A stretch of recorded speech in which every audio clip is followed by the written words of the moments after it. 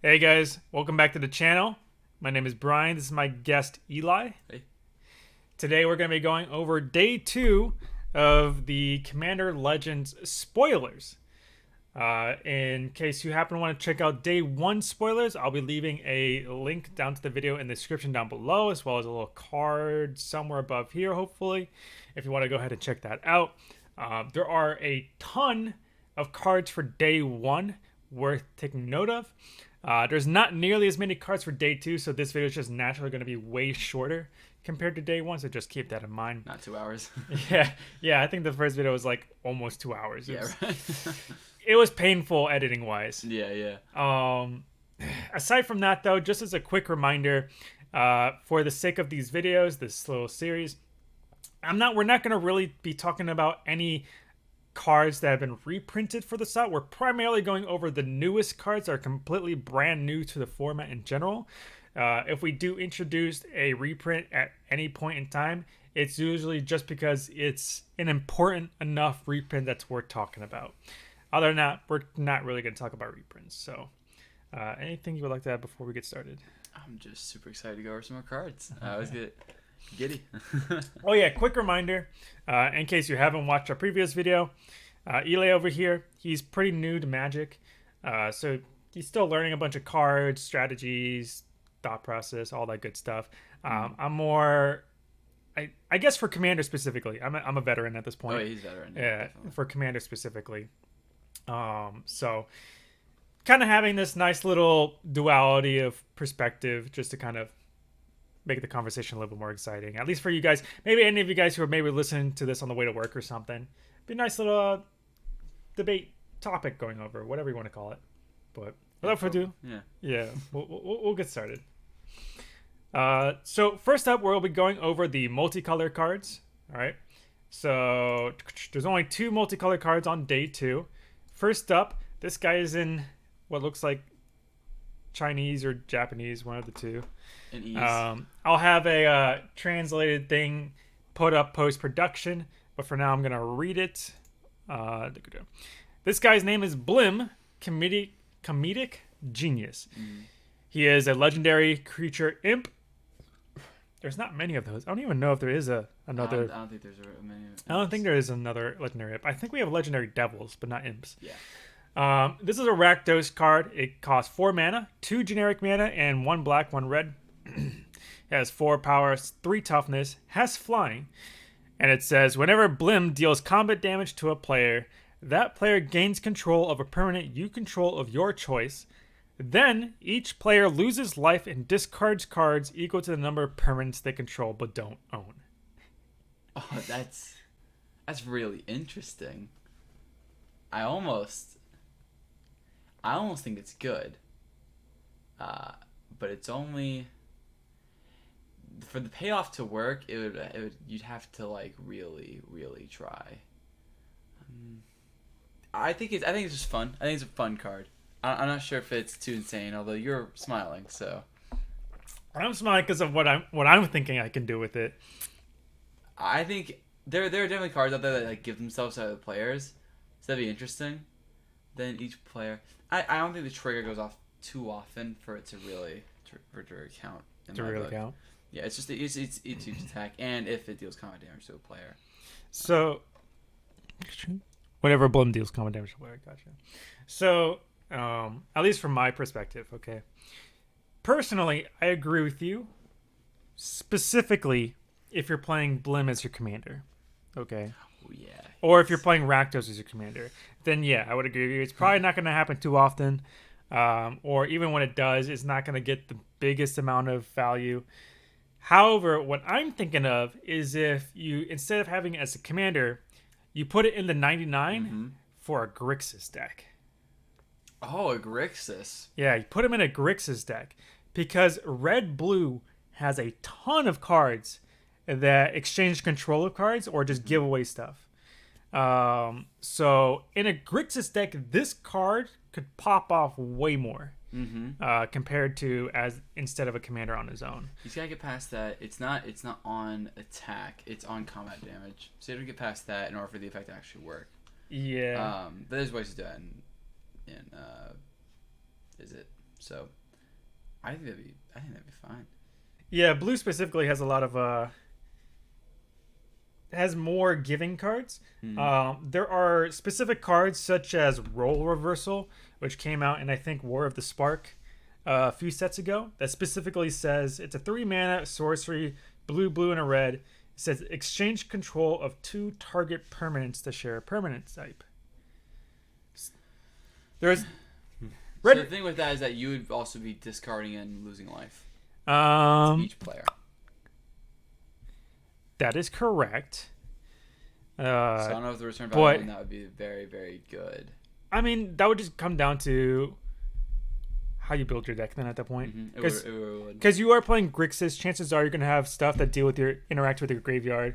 Or you have ways to sack whatever you take to... So with partners, isn't there one that just adds another color onto your commander, basically? Wait, what? So, like, there's, like, this one right here. Mm-hmm. She just gives away stuff. Zedru? Yeah. If you could add black to her, that would be a great 99 card. Yeah. It'd be absolutely, like, really good, actually.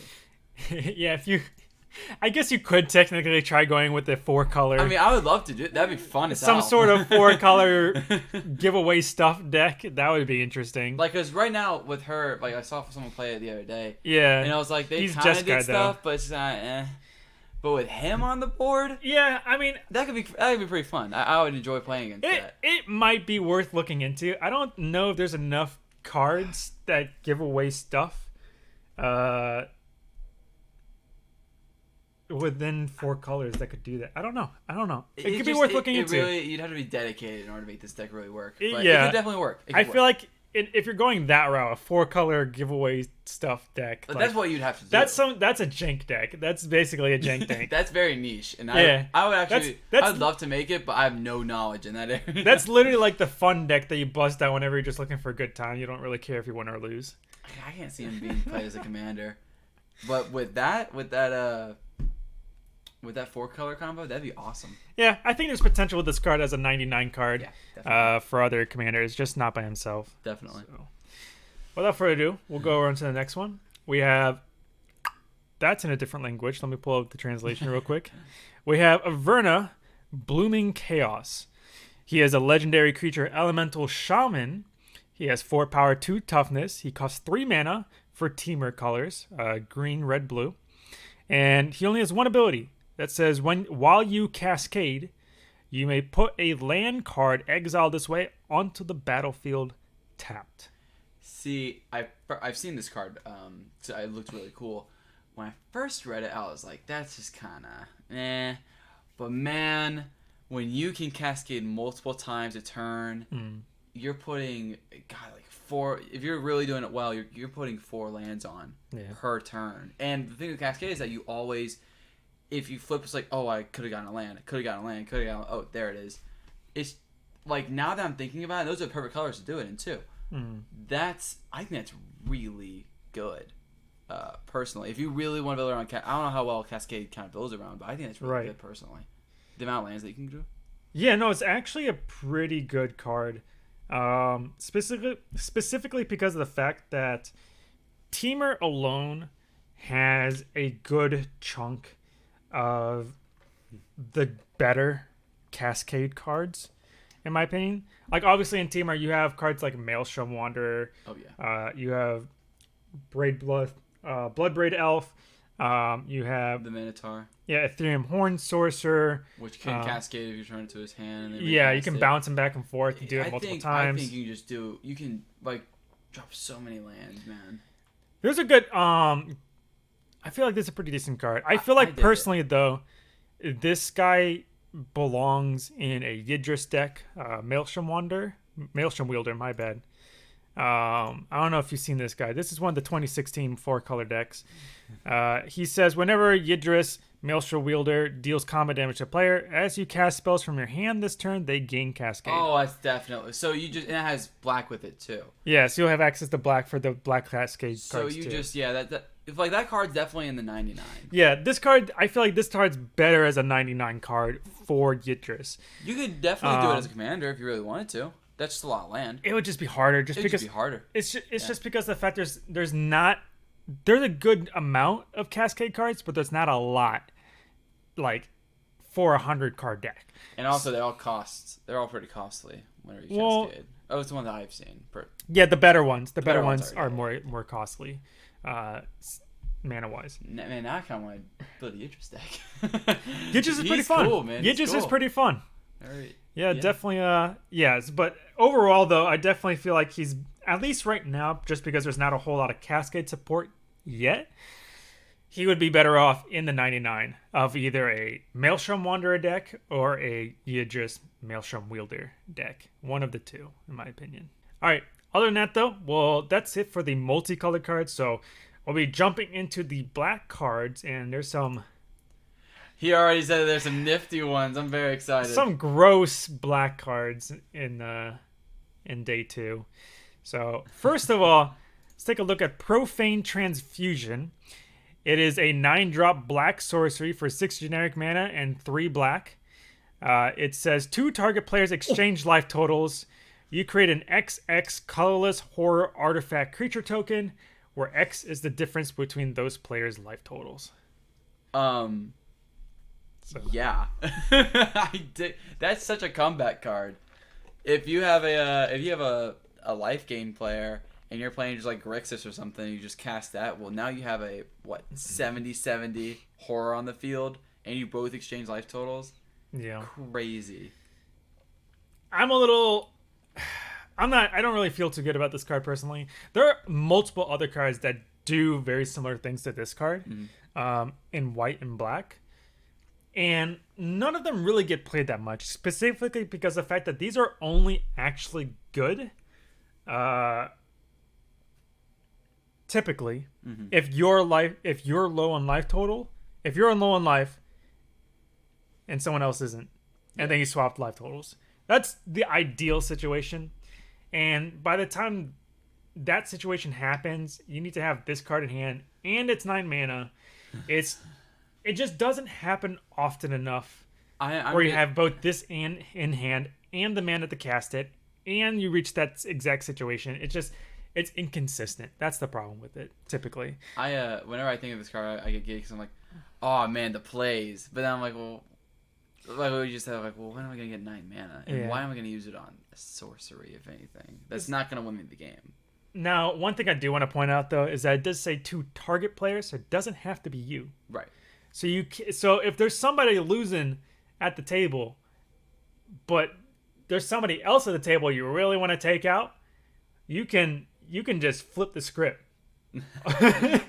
All of a sudden now the person that was winning is losing, and you got a potentially big horror token on the field. Well, I think mainly the thing is the horror token. That's what it's really like, because you can just play the tree that just swaps life totals. Yeah. You just play that. The Tree of Perdition, I think is what it's called. Yeah. Something like that. I like the spell. I don't think it'll be like game-changingly useful. It's 9 mana. I feel like this is more of a political card more than anything else. More so like, hey, I can play this. Yeah. Don't mess with me. On this card, on its own, it's really not that very good of a card. It's not very powerful, but it can definitely create some politics for sure. Definitely. Depending on the type of deck you're playing too, maybe you're playing a Orzhov life taxes deck or whatever. You know I like my Orzhov. You know maybe it can become a little bit better. Yeah. But with Orzhov, you don't get much ramp. At least whenever I play. Yeah. So it's a cool card. Yeah, it's just a cool card. Not great though. Other than that though, let's go ahead on to the next card. So we have Opposition Agent. Oh, 1 second. No. There we go. Opposition Agent. There we go. This is the OP card that everyone is kind of talking about right now, specifically because of a specific card interaction, which we'll talk about in a second. Yeah. But just to go over what it does real quick, it is a 3 mana mono black creature card, creature human rogue. 3 power, 2 toughness. It costs 3 mana, 2 generic, and 1 black. Has flash. It says you control your opponents while they're searching their libraries. Already good. Oh yeah, already good. The second ability though just makes it even more broken. I know. Which says while an opponent is searching their library, They exile each card they find. So as in with each card that they pick for the search, they exile it. You may play those cards for as long as they remain exiled, and you may spend mana as though it were mana of any color to cast them. Okay. Just one thing. Flash? Good God. Just having it on the field for 3 mana is already good enough. But just having 3 mana open now is deadly. Because you can just flash that in. And on the stack, it's going to reverse. And then you're going to be able to search for a desperate diabolic or demonic or vampiric tutor. Yeah. Or whirly or whatever. Any tutor. And it's just, oh, man. And I already know the CEDH community is just going to snatch this card up like crazy. Because there's no counter to any tutors, except if you have a counter spell. Well, this is now a redirection of sorts, and it's really interesting how it plays. I mean, white has a card that makes it so you only search up the top 4 cards of your deck. Like, that's that, but... And that also has flash. There's no really hard, like, ooh, that hurts. Yeah, there's no hurting ones. Yeah. It's like, oh, well, I guess I'm They mostly, like, stifle it. Right, it just nullifies it, like, really. Like, that's just... The usefulness, I mean. But good God, that takes it, and then you can play it without... So but they have just an omniscience, and you're just like, oh, well, now I have that. Let's go. Well, this doesn't do anything to omniscience. Oh, you mean like steal omniscience from their deck? Okay, gotcha. Because you can play without its mana cost, correct? Yeah. But you keep in mind, you still have to follow the same guidelines of whatever the tutor is tutoring for. So if I play Mystical Tutor, and someone plays this against me, Mystical Tutor, by the way, lets me search my deck for an instant sorcery and put it on top of my deck. If I play Mystical Tutor, and someone plays Opposition Agent against me, even though they get to look through cards from my deck to pick something, they still have to pick just an instant or sorcery. Right. They can't just pick any card they want. So just keep that in mind about Opposition Agent for any newer players or whatnot that happen to be playing with this. And without paying the mana cost, that's what's big. This is just gross obviously for the tutors. It hurts mostly black players, ironically, because it's a black card. So now black players have to be scared of other black players if they play this and they have a bunch of black tutor effects. Keep in mind, too, that this does also hit things like fetch lands and whatnot. So if they crack a fetch land and you have this in the field, well, they don't get that land anymore now. You do. So you can play that land that they just exile. That they just tried tutoring for. Oh man, this just shuts off a lot. Yeah, this is one of those cards that really hurts the more veteran, experienced players who probably have built up the collection over time. Probably have the more pricier fetch lands and tutor effects and stuff, such as myself. Like this is a card that would hurt me a lot compared to maybe a more newer player who has barely any of those type of effects in the first place. Yeah. So, just in CDH when they play the regular vampiric or regular demonic, and they're going for that combo piece, and then they just flash this really hurts CEDH players because sucks. CEDH players typically like a good portion of their deck are literally just tutor effects. It's just tutors because you're looking for the right combo piece, and they go, all right, I'm gonna go infinite, or I'm gonna do this. Yeah, this is gonna be a crazy card. Now, one thing I do want to bring up, which you might not be familiar with, is that there's one specific black commander card that makes this card go from insane to legitimately broken. Okay.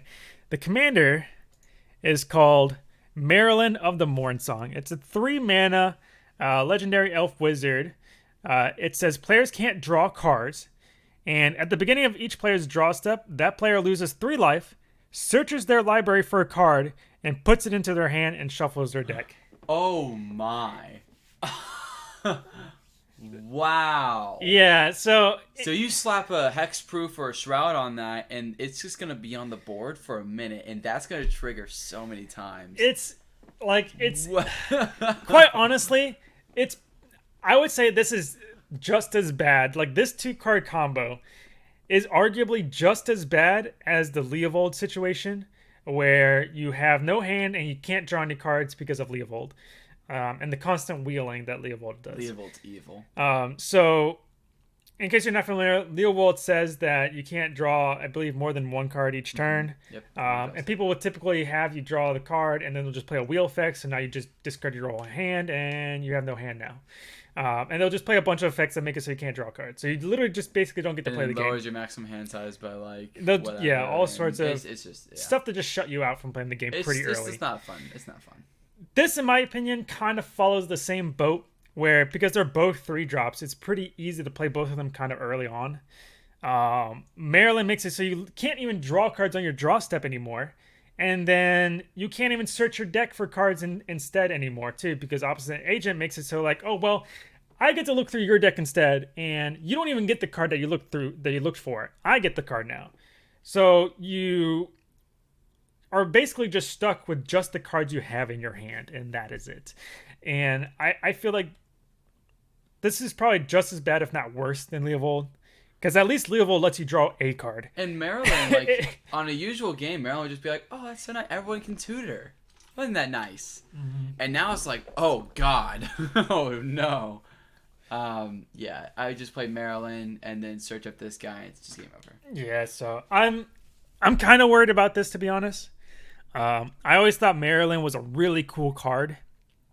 Cool commander to begin with. She's a cool card. I would like to put her in. Yeah, but this combo alone just makes her, I don't know. I'm not looking forward to it. I feel like it's very possible it could potentially be ban worthy, just because it creates that same dynamic that occurred with Leovold. I think they worked really hard on Opposition Agent, and I don't think they're going to ban it anytime soon. Well, that's the thing, though. The banning committee, the rules committee, is a separate entity from Wizards. Oh, really? Yeah. Oh, wow. So it would be up to the rules committee whether or not they would want to ban one of these two cards. That's dangerous. Well, it's just the impact that I'll have on competitive. EDH. Well, they don't really ban according to CEDH. CEDH has everything, doesn't it? Yeah. Yeah. Okay. Never mind. Yeah, we're good. Everything's fair game for CEDH. Right. Yeah. They don't really balance according to CEDH though. It's more casual. But I don't know. I think we're just gonna have to wait to see what type of impact this card does. Because if people start playing Marilyn plus Opposition Agent as often as people were when they were playing Leovold, like Leovold was everywhere. Really? Yeah, when Leovold came out, he was everywhere. Toxic. He literally got banned in like a couple weeks or something, a week or two, as soon as he got released. So maybe a month at most. So if the popularity of Marilyn and Opposition Angel gets as popular as it was for Leovold, I wouldn't be surprised if a ban happens. I won't be playing Marilyn. That's just not fun. Because then you're just like, okay, well, I win. Lol. Mm-hmm. And that's saying something too, because the rules committee doesn't very rarely bans cards. Very rarely. Yeah. Is Leovold's banned, right? Leovold's banned. Good. I mean, yeah. I thought you said like they had to question it. I didn't know. If you no, that's what I'm saying, because I'm pretty. This feels like it would be just as bad as Leovold. Yeah. I feel like it'd be under the same reason for wanting to ban it. I just know if I'm seeing Marilyn at all, I'm instantly avoiding. Yeah, if I see Marilyn, I'm just like, with this card out now, I'm gonna be like, I'm gonna be like, pick another deck, or I'm just gonna leave. I'm gonna be like, first question: are you running this combo? If you are, I'm not playing with you. You're I'm right, sorry. Right. I want to play some Magic. I don't want to play just sit through nothing. I'm not here to watch you play Solitaire and play our decks for you. Mm-hmm. Like, that's no fun. No. Yeah. Anyways, let's go on to the next card, which is Kiskit, the Flesh Sculptor. It's a legendary creature, human artificer. 1 power, 3 toughness, costs 3 mana for 2 generic and a black. You can tap it, sacrifice 3 other artifacts and or creatures to look at the top 3 cards of your library. Put 2 of them in your hand and the other into your graveyard. It also has partner. He's legendary. He is legendary. I don't think he's a commander. That I would usually pick, but I think he's definitely a cool card in the 99. It's a cool card draw. If you're going aristocracy, but I don't think he's commander worthy now. I think he's potentially commander worthy. Really? Tell me why. Because he's built for an artifact themed deck. Okay. If you pair him up with some sort of blue commander, because Brea is a very artifact centered deck. Let me pull up Brea for you real quick. She was one of the 4-color commanders. If I see her, I'll know. She is everything but green. This is Brea. Oh, yeah. Okay, she's everything but green, and she just cares about artifacts. They chose part of the reason why for the everything but green 4-color deck for choosing Brea is because literally every single color except green cares about artifacts in some way, shape, or form. Mm-hmm. Okay, and out of the 4 colors, I would say blue is the one that cares about it the most, about just simply existing. Yeah. Okay. Black, in terms of artifacts, kind of cares about it in the same way blue does, but cares about it more in a more combo-y way in terms of like sacking artifacts and bringing them back and whatnot. Okay, so has more of that potential. So if you can somehow have a blue commander with partner to partner with this guy and make an artifact deck, I feel like there's very easily ways to create some dirty combos with this. I think it's really the tap that I don't like, because you can get 3 other artifacts on the board easy, mirrors or whatever. Well, see, the it's reason the tap I don't like. The reason why I say like he could potentially be a commander is not because of the look at the top 3 cards part, but specifically for the sacking part, because it says sack 3 other artifacts and or creatures too. Oh, I didn't see the and or creatures. Yeah, it also does creatures too. Oh, okay. Sack outlets are always good. Yeah, so he's basically like a pretty good sack outlet. Even if it's just a one-time sack outlet, it's still a sack outlet. Mm-hmm. So I wouldn't doubt it. I'm not a big artifact player, or at least not a combo artifact player, so I can't really speak on this too heavily. But I've seen crazy artifact combos pop off, so like I wouldn't be surprised if somebody figures something out crazy with Kiskit, especially since he's only 3 mana to play. Right. So he seems cool. I wouldn't put it past somebody. I don't see it off the top of my head what they would be. Yeah. But I wouldn't doubt it if it's out there type of thing either. Yeah. That's what I'm trying to get across. Yeah. Okay, so next up we have all right, so it's called Magus of the Order. So from what I am aware, I believe this card completes the full cycle of all the Magus cards.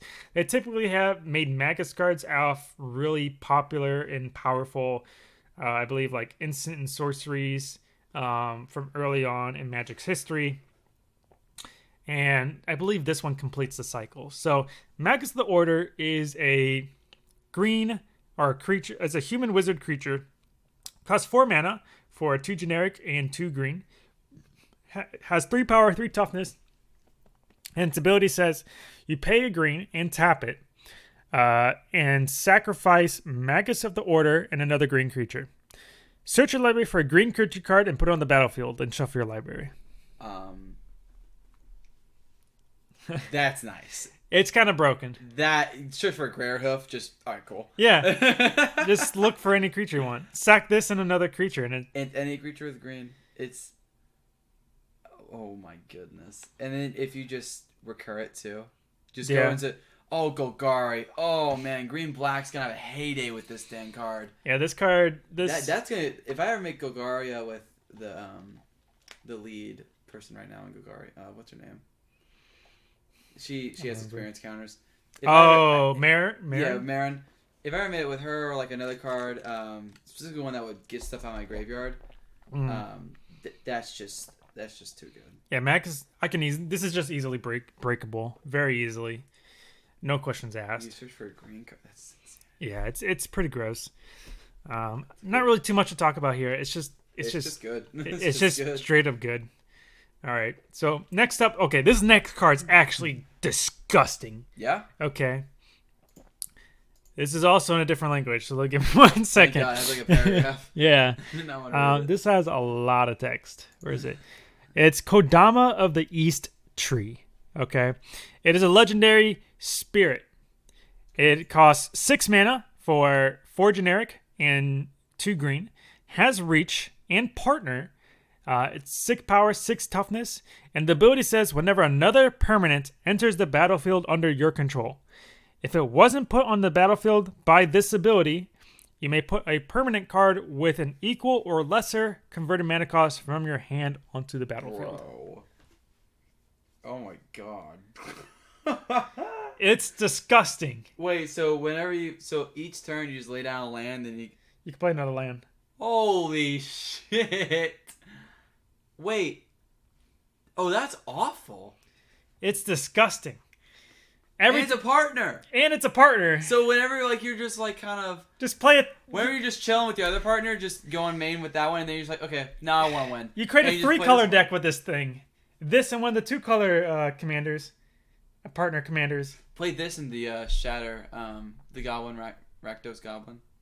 I forget what the name is. Wow. the mana cost one. Blim. Oh my god. Not Blim. The Rakdos Goblin that's like super popular, and like when it. Oh, that's for instants and sorceries. No, never mind. It deals damage based on mana cost. Oh, Vial Smasher. Yeah, Vial Smasher. Vial Smasher. Yeah, it's I believe it's only the first cast each turn too. Oh, bummer. I was about to be like, oh my god. Yeah. Still though. I mean, you still could do it. You can make like a Jund deck or something, or just literally you can make like any 3-color partner pairing with this and one of the 2-color partner commanders, or just pick one. Just make it a 2-color deck too. This is just busted because you basically get 2 cards per cast. Wow. You play a 6-mana card, you can play another 6-mana or less card for free and just play it and just put it on the battlefield. You don't cast it, you put it on the battlefield. And that is so you just put it on the battlefield and then you pass another card. And yeah. put another one on the battlefield. It's actually more. It's actually really good to kind of cheat things past counter spells as well, because it puts the card on the battlefield. Yeah. It doesn't cast it. Think about so they that. can't. So they can't unless they stifle the kodama trigger to put something on the field. They can't counterspell whatever you put on the field. You don't have to even worry about having blue with counter spells in there. You're just like, okay, well, I'm just gonna put down this big meaty thing and then just this other really good meaty thing. So what if you're worried about one of your cards being counterspelled and it's a permanent, just play something else that costs the same amount or more. Maybe that gets countered, and you can cheat the other thing into play instead. Wow. Actually, no. It has to be put on the field, so the first one has to not have been countered. Oh yeah.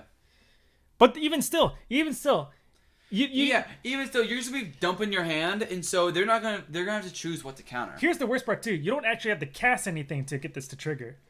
It's as long as it's into the battlefield. Yeah, so as long as it hit the magus of the order.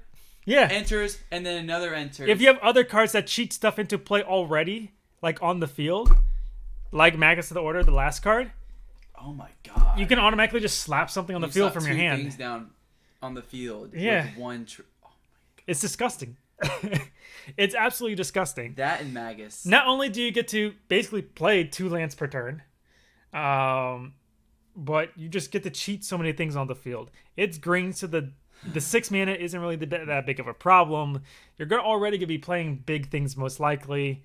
To cheat other big things onto the field most likely. It has reach too, and 6/6. And it has reach. Like, it's a 6/6. Do that, but you did. It's disgusting. If you happen to have, because keep in mind, this doesn't actually technically doesn't increase the number of lands you can play.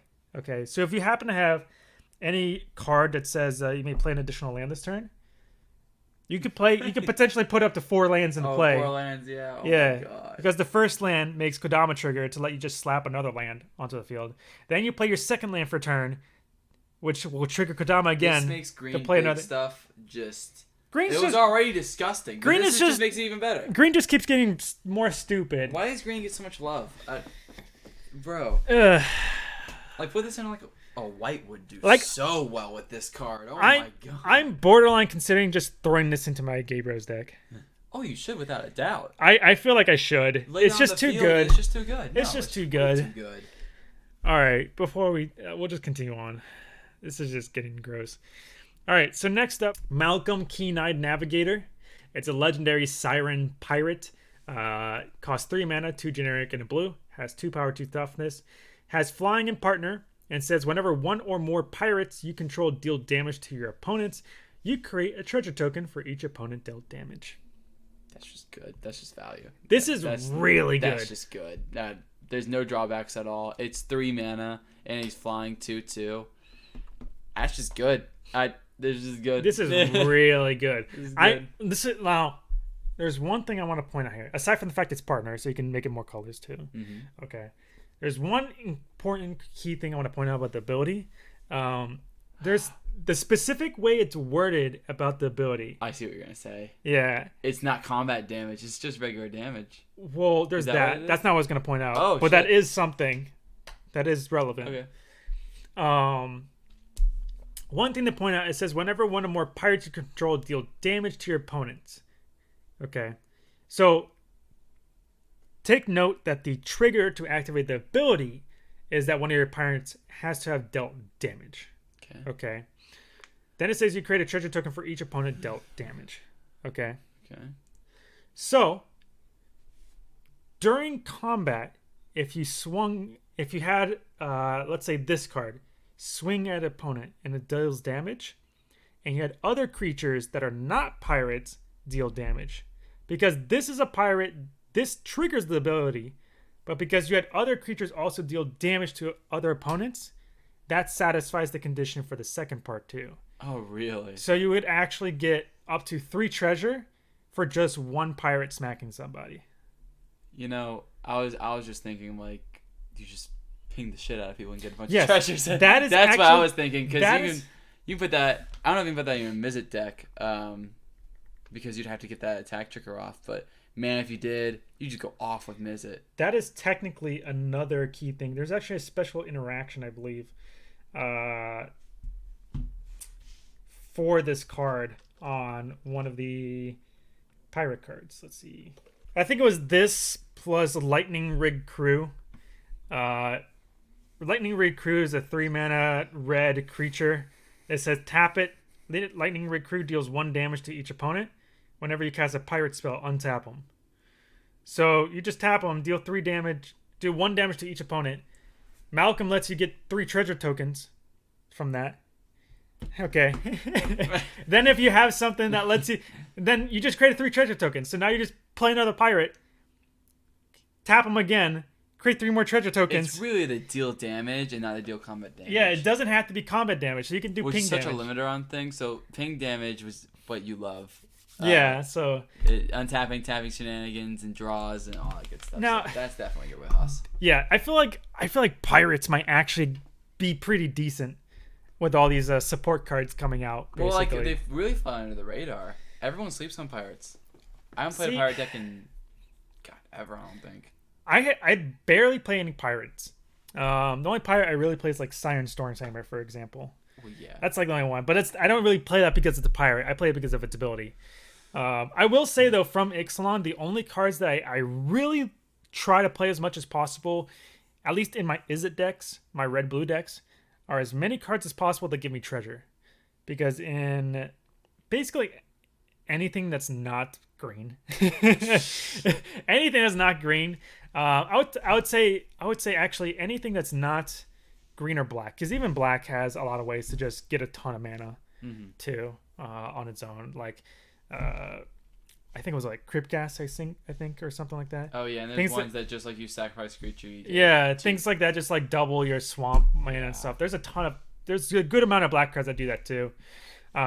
Basically, if you're playing any sort of combination of Jeskai colors, red, blue, white, it can be very hard to ramp. And one of the few really good ways to ramp in those colors is to utilize treasure tokens. So Malcolm over here actually introduces a really nice way to help get treasure tokens, which I think is really good. Yeah. So we'll see how far this card kind of goes in terms of whether or not it ends up getting better and better as more sets come out. But I think starting off, it has good potential. Okay, so next up, all right. So this is a 5-mana blue instant for 3 mana, 3 generic and 2 blue. It lets you counter target spell, and it also has cascade. I like this card. It's a costly counter. Yeah. But man, put it in a cascade deck. It's actually not too bad. I like it a lot. I don't think it's like good, but it's just another cascade trigger. It's just another cascade. Yeah, it's decent enough that it can get played. That's the proliferate counter is literally just 1 less than this, and you only put it in a proliferate deck just because it has proliferate. I would put this in a deck that that barely has any counter spells. That plays mostly permanent. But this actually not even. Just depends on the deck. I would do the exact same thing. I would do it As long like I would just big cascade, big creatures or enchantments or whatever, big permanents deck, and then have this in my back pocket, just like, okay, well, I need something. Yeah. The instant cascade's pretty good. Yeah, as long. Oh my god, we got so many hiccups. Oh yeah, you did. That Panda Express is really wearing on you. Yeah. As long as you don't like this in a deck that doesn't have only has like a handful of counter spells at most, this can be pretty good because you're more likely to almost always guarantee to hit something that can actually be played. And it's also like a no shit button. It's like, oh god, they have some. I'm just gonna play this, not counter anything, but I need Cascade to go off so I can do something. Yeah, if you just need to dig your deck for something. That's what I would really play it for, because the instant Cascade's really good. I think this has potential. I think so. It has too. potential. It's a good Cascade card. Yeah. All right, so that's it for the blue cards for day 2. And last but not least, we are hitting the last section for the video, which is... Look at us go. Red cards. Okay. So there's 4 new red cards. One of them is called Ember Wild Captain. This one is a 4-mana red creature, Djinn Pirate. Costs 3 generic and a red. Has 4 power, 2 toughness. Says, whenever Ember Wild Captain enters the battlefield, you become the monarch. Whenever you are attacked, if you are the monarch, Ember Wild Captain deals damage to the attacking opponent equal to the number of cards in their hand. I like that. It's red. It's monarchy in red, which I just immediately like. It's a pirate monarchy, and also if someone draws their entire deck and means to kill you with that, in combat damage wise, that's just a hard counter. That never happens, but if it did. And also, I think it's just useful, personally. It's a 4-mana drop, you just have it on the board, and you never do anything with it. It's just there in case. And it's also, the card deals damage, and so you put Infect on it or something like that. I mean, okay. I think we're statistically with Infect, so I'm you could. Wait. He just found out about Infect, so he's going nuts. Well, I found out about Abraxas or whatever, and so she's just but yeah, if you put Infect on, it'd be really mean and just be like, okay, well, don't attack me. See, for me, this is going in my Torbrand deck. Oh god. This Torbrand deck, what, deal double damage? No. Torbrand does 2 extra damage. So all sources deal 2 extra damage. All red sources I control deal 2 extra damage to my opponents. I would totally put Infect on this card. I'd just be mean. This card, okay, now there's 2 layers of this. Obviously, there's the damage part, which is actually really good. Like, if they if they attack you with just 1 creature, chances are they easily take like 4 or 5 damage just from being just attacking you. That's a good tax too. Yeah, it's really a good tax. On top of the fact that you get the monarchy, which is great. One thing I really want to point out though is that this is currently the best mono red card in the game right now that can give you monarch. Really? Yeah, because right now there's only 2 mono red cards in the entire game that give you monarchy. One's a 5-drop, one's a 7-drop. Yes, and this is the dragon. It's the dragon. And the dragon's really good. It's a 7-drop though, and no one wants to play a 7-drop. Yeah, the 7-drop dragon's just not really as feasible as much anymore, unless you can cheat it out somehow. But this one for 4 mana, and it has a nice kind of like pseudo protection, or at least like a cost, a consequence for someone attacking you. Yeah, it has a It's basically a tax. It has a tax. It's a burn tax. It makes them not want to attack you. Man, I really want to put Infect on this damn card. This is immediately going in my Torbrand deck. Immediately. Because at least, for those of you that don't know, my Torbrand deck might as well just be a burn taxes deck. It's nasty. It just punishes you for just playing cards. So I have cards like burning mana barbs, for example. Stuff like that makes it so when you just do normal things for playing Magic, you take damage, but it's 2 extra damage because of Torbrand. And so I'm putting Ember Wild Captain just straight into my Torbrand deck.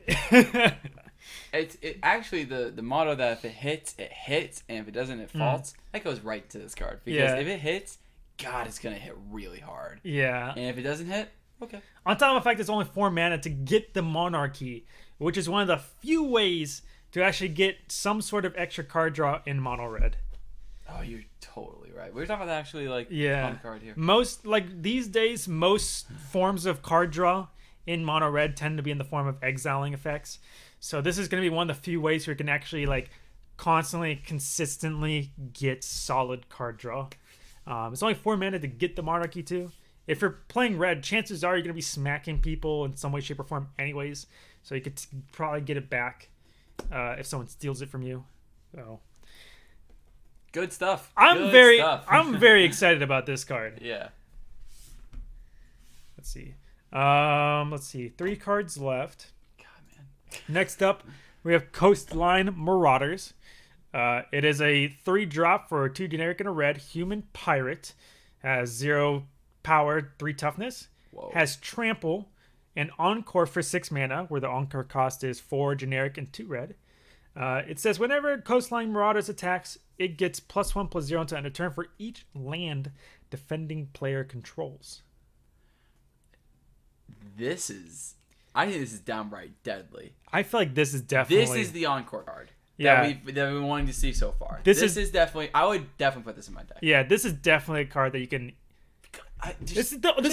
Oh my god. This is the... You have like 15 lands at some points. Because, all the fetches and all...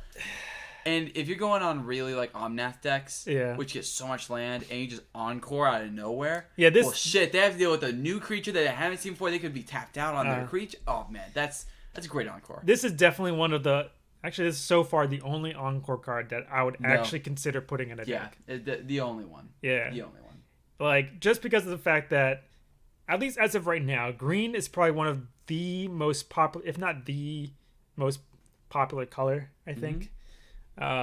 In the format. I could be wrong on that, but I think without fail, I almost always see somebody play green when I sit down at a table. I try to stay away from green personally. Like, just without fail. I don't know if that's just coincidence or if that's actually like a statistical thing, but this is a type of card that can definitely punish green players for ramping, essentially. And you just, if you put it in your graveyard really silently, you just kind of put it off like, okay. Just chucking in your graves and for some reason. They're all tapped down. You're like, okay, well, I'm just going to encore and air responses. No. Yeah. All right, that's 20 damage coming right. It has freaking trample, too. That's the worst part. Oh, it has part. trample. I didn't even think about that. God. So you got, if they got like 7-8 lands on the field, you pay 6 mana. Everybody has like an 8/3 coming at them with trample. You say 8/3, man. I can see this because green. That's just on its own too. And your Gaebro's deck, this is go great against that deck because your deck gets like 20-30 lands. Yeah, I just pump out lands like a snow. So you just encore and you're like, okay, responses. No, that's 30 trample damage coming at you. Yeah. This I feel like this is a really good card for aggro decks specifically. Definitely. Because easily just like have it attacking and it's like, all right, before damage, I'm gonna cast Ember Cleave. Oh my god! I'm gonna touch him and equip it to him for free. Now he's a 9/4 with trample and double strike. He just got hit with 18 damage.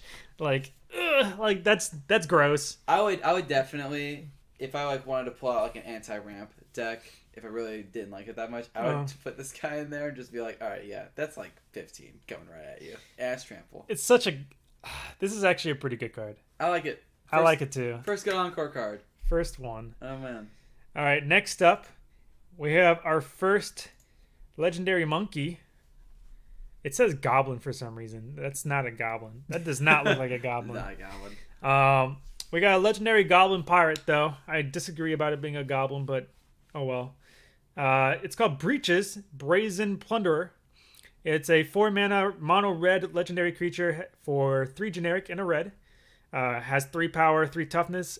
Has menace and partner, and says whenever one or more pirates you control deal damage to your opponents, exile the top card of each of those opponents' libraries. You may play those cards this turn, and you may spend mana as though were mana of any color to cast those spells. Pretty good. Let me read the wording real quick. Oh, it's still damage. So if you had a lot of mana, like this would go great in your this would go great in one of your decks that have just a ton of mana. Mm-hmm. Because if you have like a ton of mana and you just tap, okay, I deal 3 damage, whatever, and you untap, tap again. Well, you're getting 2 triggers off of that, I think. Oh, it's just damage. It's just damage. It's not A combat lot damage. of these cards are not combat damage. Yeah. It's just damage. And so you're getting That's 2 nice. triggers, and you're basically the Surge of the Primal Storm or whatever. Mm-hmm. You're getting those 3 triggers instantly. Yeah. And you just play them with, I don't know. That's great. I would put that definitely in a big land deck. I feel like if you made some sort of like a ping deck, like it has partners, so you could partner up with like blue or something. Mm-hmm. Make a ping deck. Probably with the other pirate. Even better than that. You play those like enchantments that make all your creatures the same type of creature type. Just make them all pirates. We'll partner with the other pirate that we just reviewed. Well, yeah. And then you get treasure, and you get. Yeah. Oh my god. There's a lot of cool pirate shenanigans you can do now. Arg. Now, the only thing I do want to note about this creature specifically is that to me, this does, from what I can tell, almost the exact same thing as another card called Grenzo, Havoc Raiser, which only costs 2 mana to play compared to Breaches, which is 4 mana. The only significant difference worth noting about the two, though, is that Breaches has Partner. So you could get the same effect as Grenzo, but aside from the goading aspect that Grenzo does, but you have access to other colors if you partner with a different color commander as well. That's probably the main upside to Breaches compared to Grenzo. If you don't really care about partnering with another color, you're probably better off just playing Grenzo instead. Grenzo's the man. Yeah, because it's almost exactly the same. Except Grenzo says it's just whenever a creature you control deals damage. It doesn't have to be a pirate specifically. And it costs 2. And you have the option, the adaptability. It only costs 2. Yeah. I don't prefer Grenzo, to be honest. Because then you put that in your Torbrand deck. That's what I'm saying. If you're playing just mono red, just play Grenzo. Yeah. Play Grenzo. But if you want to play more colors, you can partner for the Grenzo effect. Does Torbrand do 2 additional damage? Does he do 2 additional damage? 2 additional, yeah. He does it? He does it. He's the one who's doing the additional damage, though. So if you put like a... Oh, no. He just makes it so that it's 2 additional. He makes it so that whatever the source is does 2 additional. Alright, got it, cool. Yeah. I He himself is not doing 2 additional. I was just thinking of like nasty combos. Cool. Yeah. Good pirate. Pretty good. Good goblin. Good support.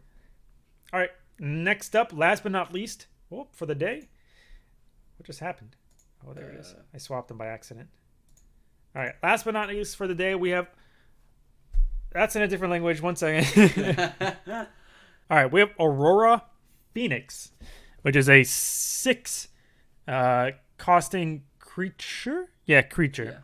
Yeah. For 4 generic and 2 red, it is a Phoenix, flying, has Cascade, and says whenever you cast a spell with Cascade, return Aurora Phoenix from your graveyard to your hand. I dig this card. I think it's pretty good. I dig it a lot because a lot of Cascade stuff you're just going to put down and then just put down swing. Mm-hmm. Or put down and just like throw them in because all you care about is that Cascade effect until you get into bigger stuff. And so whenever you Cascade again, you can get this card and Cascade again. And it's just more Cascade stuff that's good for it. Again, I feel like this is one of the cards that just belongs in a Cascade deck, whether it be Maelstrom Wanderer or Yidris Maelstrom Wielder. Mm-hmm. One of those 2 decks specifically. The only complaint I have, and it's not about this card particularly, just about Wizards in particular. I really want them to make a Legendary Phoenix because there's a lot of really good Phoenixes now for mono red that you can basically make a Phoenix tribal deck. But we don't have a commander for it. I love tribal, so that's the only problem for it. We don't have a commander for Phoenix. And most of the Phoenixes have a way to bring them back from the grave. You could have like a changeling, but that's not fun. Yeah, that's no fun. Cool. Good note to leave off on. Good cards, except for like the 3 encore cards. Yeah. That sucked. This is really good in a Cascade deck, though. You always a lot of good Cascade stuff and pirate stuff. Yeah, it's a good amount of pirates and Cascade. A lot of love. So, other than that, that's pretty much it for today, guys. In terms of the spoilers. Go ahead and let us know what you thought about them in the comment section down below. Any maybe particular combos or synergies that we may have not thought of or missed out on as well. That'd be greatly appreciated. Any thoughts about today? A lot of love being shown to different niche playgroups. With Pirates and Cascade being the 2 main ones that I caught up on there. Anything in particular that you were excited about? I'm just kind of excited about like cascading that's going on. I would love the chaos element to that. With what was it, Kryn or Blim. No, not The Kryn. imp? The imp's also really cool. The imp. That's gonna be so cool. But no, the one cascade commander that you showed me off of the other one. Oh, the teamer one. Yeah. The one that what's it called? That lets you grab a land while you're cascading. That one's cool, and then also, yeah, that just lets you ramp for free. That's nuts. And then also, man, that tutor Punisher, I think that combo is really stupid, but in regular Commander, I think it's gonna be a great addition because there needs to be punishment. Yeah. So cool. I enjoy what's coming out in particular. I'm particularly excited about Ember Wild Captain. I think it's just stupid. It's so good. For 4 mana, you get extra card draw from the Monarchy, and you deal burn damage to your opponent just from them attacking you. Playing in something like a Torbrand deck, that just becomes deadly. I'm excited. Just good stuff, man. Good stuff. Just good stuff. All right, guys. Thank you so much for watching. I hope you enjoyed the video. If you did, please leave a like and subscribe on the channel. That would be greatly appreciated. Also, by the way, if you're enjoying the content so far, never mind. We don't have that option yet. I was about to say hit the join members button, but I don't have that on the channel just yet. Just yet. We'll get there soon. Don't worry. I'm thinking about my other channel. But other than that, hope you guys have a great day. See you next time in our day 3 video. You guys, we'll see you later. Peace.